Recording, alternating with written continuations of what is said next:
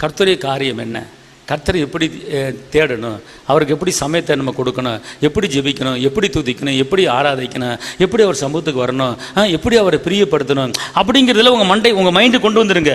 நீ கொண்டு வந்துட்டீங்கன்னா நான் சொல்கிறேன் கர்த்தரை தேடுகிறவர்களுக்கு எல்லாம் சொல்லுங்கள், கர்த்தரை தேடுகிற எனக்கு ஒரு நன்மையும் குறையப்படாது. என் குடும்பத்துக்கு உண்டான எல்லா நன்மைகளையும் அவர் கொடுக்க வல்லவராக இருக்கிறார். நேரிலே ஒரு நன்மைனா சுகம் ஒரு நன்மை, சமாதானம் ஒரு நன்மை, அன்பு ஒரு நன்மை, திருமண காரியம் ஒரு நன்மை, கற்பத்தக்கனி ஒரு நன்மை, தயவு எல்லாமே பார்த்துக்கொள்ளுங்க, அவர் கொடுத்துருவேங்கிறார். வாழ்க்கைக்கு என்ன தேவை? நல்ல கணவன், நல்ல மனைவி, அன்பு, எல்லாத்தையும் கர்த்தர் கொடுத்துருங்கிறார்.